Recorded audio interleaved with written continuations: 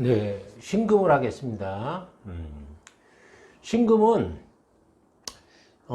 많은 분들이 이제 신금 보면 보석이라고 이렇게 설명을 합니다. 근데 저는 보석인 것은 맞지만 또 흉기라고도 이렇게 표현을 합니다. 그래서 신금은 양면성을 갖고 있어요. 때로는 보석처럼 반짝반짝 빛나는 그런 어떤 화려함과 그 뛰어남, 엑설런트한 게 있지만 또 경우에 따라서는 흉기처럼 질투의 화신으로 변하고 욕망의 화신으로 변하고 또 예민함의 극치를 보여서 주변 사람들을 다 불편하게 만들 수 있는 그런 양면의 그 양면성을 갖고 있다 이렇게 보시면 됩니다. 신금의 아이콘 한번 보겠습니다. 신금의 아이콘은 첫 번째 신금의 아이콘은 보석과 흉기, 한마디로 양면성을 지니고 있다 이렇게 말씀드릴 수 있습니다. 그래서 이것이 보석으로 쓰일지 또 흉기로 쓰일지는 또 주변 오행에 따라서 다 다르겠죠. 그런데 첫 번째 이렇게 이 신금이 가장 가장 예민해지고 나쁘게 작용하는 그 근거가 몇 가지 있습니다. 주변 오행에 뭐가 있을 때 그런 일들이 첫 번째는 보석으로 작용할 때 하고 또 흉기로 작용할 때가 있겠죠. 우선 보석으로 작용할 때는 뭐가 있을까요? 옆에 임수와 병화가 있을 때 보석으로 작용합니다. 그럼 흉기로 작용할 때는 뭘까요? 천간에서는 가장 나쁜 게 무토라든지 또 개수도 별로 그렇게 좋지 않습니다. 근데 가장 안 좋은 건 역시 정화겠죠. 이런 것들이 있을 때는 흉기로 주로 작용한다 이렇게 보시면 돼요. 그래서 우리 이 신금한테는 이런 것들이 들어와 있으면 뭐다? 공주. 요거는 질투쟁이 이렇게 볼 수가 있어요. 그래서 물론 이제 이런 임수 병화가 있어도 질투심은 굉장히 강합니다. 왜? 내가 보석인데 나를 안 보고 내가 주목받아야 되는데 나를 안 보고 다른 데를 보고 있으면 화가 나겠죠. 그래서 우선 이 신금은 공주와 질투쟁이 이 두 가지 요소를 다 갖고 있다 이렇게 보시면 됩니다. 그 다음에 또 신금은 그래서 신금 여성들이 대부분 좀 예민하죠. 예민하고 또 이쁘고 다 이쁩니다. 그리고 다 남성분들은 조금 덜해요. 근데 일단 신금으로 태어나신 분들은 어렸을 때부터도 교육 방식 자체가 좀 달라져야 돼요. 경금 같은 경우에는 이제 만들어지지 않는 원석 같은 금이죠. 그래서 좀 두드러 패고 당금질도 하고 불로 지지고 때리고 이래도 괜찮은데 신금 일간을 갖고 태어난 아이들한테는 그런 교육 방식은 맞지 않습니다. 전부 다 한이 돼요. 다 담아두기 때문에 얘네들은 그냥 사랑받기 위해서 태어난 친구들이거든요, 신금은. 그래서 야단치는 것보다는 오히려 칭찬해주고 용기를 북돋아줘서 그런 식으로 교육 방식을 택해주는 게 좋습니다. 그러면 더 스스로 빛나기 위해서 더 노력을 하겠죠. 여기서 이제 신금한테 이제 필요한 것들을 일단 한번 적어봤고요. 그 다음에 이게 이제 적천수에 나온 기본적인 얘기입니다. 그래서 신금은 연약하다. 이 연약하다라는 표현은 음의 작용을 한다 이렇게 판단하시면 됩니다. 그래서 연약은 음의 작용을 한다. 음의 작용. 음의 작용이라는 건 뭘까요? 음의 작용이라는 것은 객체성, 그 다음에 수동성이 대표적이겠죠. 그래서 뭔가 자기가 능동적인 것보다는 객체적이고 수동적인 것을 좋아하는 거예요. 우리가 보통 신금이 임수를 만났을 때 그것을 금생수라고 보시면 안 됩니다. 그러니까 신금은 임수를 이용해서 자기 몸을 닦는 거지, 물상적으로 보면 자기가 임수를 생해 주는 게 아니에요. 무슨 말이냐면 지약하기 때문에 양으로서는 작용하지 못한다는 의미가 포함되어 있는 거예요. 이 적전수에 이 신금 연약이라는 것은 개수도 마찬가지죠. 개수도 지약한 물이기 때문에 약하기 때문에 이게 이제 이건 연약인데 이제 개수는 지약이라고 돼 있고 이건 연약이라고 돼 있어요. 연약이든 진약이든 양의 그 작용을 못한다라는 그런 의미예요. 그래서 양의 작용이라는 것은 거꾸로 음의 작용과 반대죠. 주체성, 능동성, 그 다음에 이제 그 추진력, 이런 것들을 가지고 밀고 나가는 그런 힘이에요. 예. 우리가, 그래서 그 음양을 구분할 때도 항상 이걸 보셔야 돼요. 음이 음이 뭔가를 생해줄 수 있는 주체적으로 작용하는지 아니면 객체적으로 작용하는지 이걸 항상 보셔야 됩니다. 그래서 음의 작용을 한다는 것은 임수를 생해주지는 못한다는 그런 의미예요. 그렇죠? 임수를 이용해서 자기 몸을 깨끗하게 닦아준다. 이런 의미로 받아들이셔야 됩니다. 그렇다 그러면 이제 신금이 임수를 만나면 이제 온유이청이 되죠. 예, 온유이청이 되는데 정확하게 말하면 이 온유이청이 되기 위해서는 임수와 병화가 함께 있어야 돼요. 함께. 그래야지 진정한 의미의 온유이청이 될 수 있다. 이렇게 볼 수가 있습니다. 신금은 이제 이 두 가지를 가장 좋아해요. 기본적으로.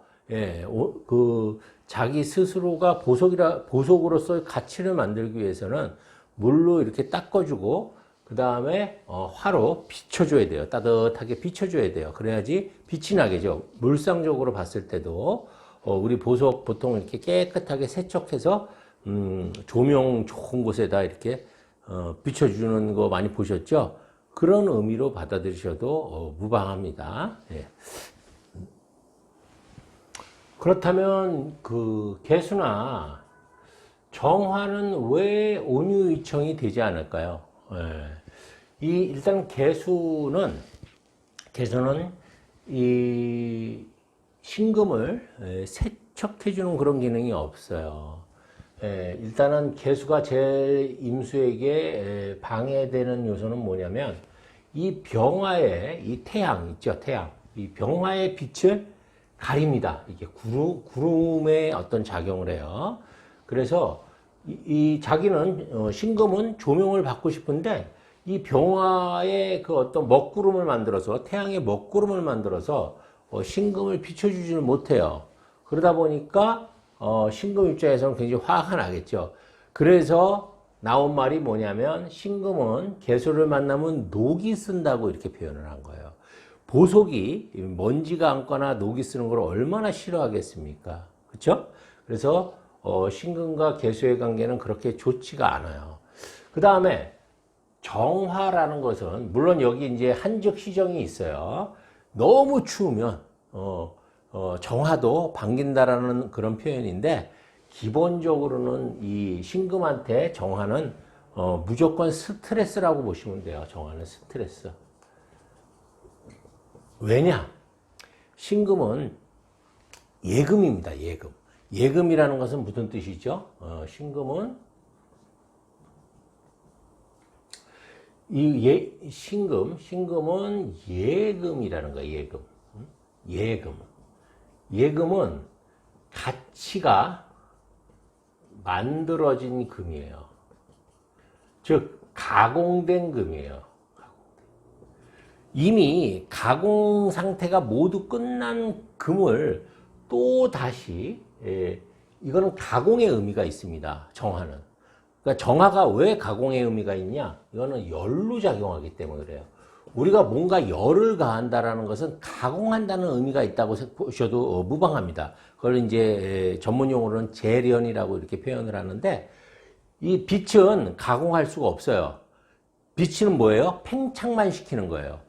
빛은 성장시키고 팽창시키고 확장하는 기능은 있지만 가공시키는 그런 능력은 없어요. 하지만 열은 가공시키고 새로운 것을 만들어냅니다. 예. 그래서 우리가 그 빛을 간접 개입이라고 하고 열을 직접 개입이라고 이렇게 표현을 하는 거예요. 우리가 교육을 할 때도 간접 교육이 있고 직접 교육이 있죠. 예. 자기는 공부하지 않으면서 너 공부해! 그러고 윽박 지르면 어떻게 돼요? 직접 교육이죠. 그거는 열로서 교육하는 거예요. 때리는 거죠. 회초리 들고 너 공부해! 그러고 막 때리는 거. 그렇지만 간접은 뭡니까? 빛으로 교육한다는 것은 스스로 먼저 솔선수범해서 자기가 책을 보는 거죠. 그러면 옆에 사람들도 다 따라서 이제 책을 같이 보겠죠. 그게 간접이에요. 그래서 이 정화는 직접 개입하는 그런 어떤 힘이 있기 때문에 이 신금은 굉장히 싫어요. 신금이 가장 싫어하는 게 뭐냐면 너 이것 좀 해. 강제로 뭔가 시키는 거예요. 얘는요 자진해서 하는 걸 좋아해요. 자진해서 뭔가 해야지 강제로 시키면 엄청나게 예민해지고 반발심이 엄청 커져요. 여러분들 신금 아이들한테 뭔가 강제로 시키지 마세요. 안 하고 우리 옛날에 제가 어렸을 때 그런 유행어가 있었는데 삐뚤어질 테다. 삐뚤어집니다. 신금이 삐뚤어져요. 어떻게 해야 돼요? 스스로 하게끔 이쁘다. 아이고 잘한다. 진짜 잘한다. 잘한다고 계속 칭찬해줘야 돼요. 그러면 스스로 아주 잘합니다. 가만히 있어도 그냥 뭐 시키지도 않았는데 지가 알아서 다 해요. 그게 신금이에요. 그러니까 신금을 잘 다루기 위해서는 뭐예요? 칭찬, 또 칭찬, 또 칭찬이에요. 칭찬은 신금을 춤추게 한다. 이런 제가 말을 한번 만들어 봤습니다. 그 다음에 그래서 이 가공된 금인데 이미 가공된 금에다가 또 손을 대니까 신금 입장에서는 굉장히 나쁘겠죠. 짜증나겠죠. 이미 한번 생각을 해보세요. 내가 뭔가 귀한 물건을 만들었어요. 여성분들 제일 좋아하는 샤넬백을 하나 만들어 놨어요. 그런데 그 샤넬백에다가 이제 그 샤넬백을 마케팅해 갖고 이렇게 잘 전시하는 것은 병화가 하는 거죠. 그런데 샤넬백에다 누가 또 뭐 작구를 하나 더 단다든지 거기다가 무슨 낙서를 한다든지 글씨를 쓴다든지 하면 가치가 현저하게 확 떨어지고 짜증이 나겠죠. 우리가 새 옷 입고 이렇게 딱 첫 출근을 했는데 지나가는 사람이 실수로 뭔가 들어온 걸 딱 묻혔어. 옷에다 오물 같은 걸 묻혔어. 그것도 하얀색 뭐 이렇게 원피스나 브라우스에 정말 짜증 나겠죠. 그런 의미예요. 이 이 신금한테 정화라는 게. 그래서 일단은 본능적으로 정화가 들어오면요, 아주 예민해집니다. 신금은. 여러분들 그 신금 일주 갖고 계신 분들 있죠. 월운이나 일운 때 천간으로 정화 들어오면 그날은 예민해지고 나쁜 일이 좀 많이 생길 수 있으니까 스트레스 받을 일이 많이 생길 수 있으니까 이미 마음에 각오를 해 두셔야 돼요. 근데 이제 사주에 만약에 도망갈 수 있는 기토라든지 임수라도 있으면 그 스트레스가 좀 많이 완화가 됩니다. 근데 그런 것조차 아무것도 없이 그냥 생으로 정화를 맞이한다 그러면 정말 스트레스에 의해서 암세포가 56만 개 정도 생길 수 있어요. 그래서 신금 들어오는 날은 가장 조심해야 되는 날이 이 신금은 정화 들어오는 날이라고 보시면 돼요. 그리고 가장 좋은 날은 뭐예요? 임수나 병화 들어오는 날이에요. 근데 무토 들어오는 날도 별로 안 좋겠죠? 그리고 개수 들어오는 날은 이상하게 뭔가 이유도 없는데 그냥 짜증이 나요. 개수 들어오는 날은. 뭐, 특별한 일도 없는데 누가 나한테 뭐라고 하는 사람도 없는데 그냥 저 사람이 밉고 내 스스로가 괜히 초라해지고 뭔가 하여튼 찜찜한 그런 느낌이 드는 게 개수입니다. 신금한테. 그 다음에 한번 또 보죠. 또 두 번째 특징이 외토지척. 이게 이제 두려울 외자고 토가 두렵다라는 거예요. 중첩되면 이게 첩이 이제 중첩된다는 거거든요. 뭐냐면 신금은 가장 싫어하는 게 뭐냐면 매금이에요. 매금. 이게 매자인데 묻힐 매자예요. 그래서 이걸 매금이라고 이렇게 표현을 하는데 매금. 이제 이 글씨가 좀 이상하게 됐네요. 이게 매금이에요. 매금. 매금. 여러분들 제가 이제 그 수업 중에 계속 한자를 이렇게 쓰고 한글로 또 쓰는 이유는 저도 번거로워요. 한자만 쓰든지 한글만 쓰든지 하면 좋은데 두 개를 다 쓰는 이유가 있습니다. 이 사주라는 것은 한문을 모르면 절대 깊이 있게 들어갈 수 없는 천문 학문이에요. 요즘 우리가 한문을 안 배워서 그런데 한문은 무조건 알아야 돼요. 한문의 뜻만 알아도 그게 뭘 상징하는지, 어떤 기운이 있는지, 어떤 에너지가 있는지를 다 알 수가 있어요.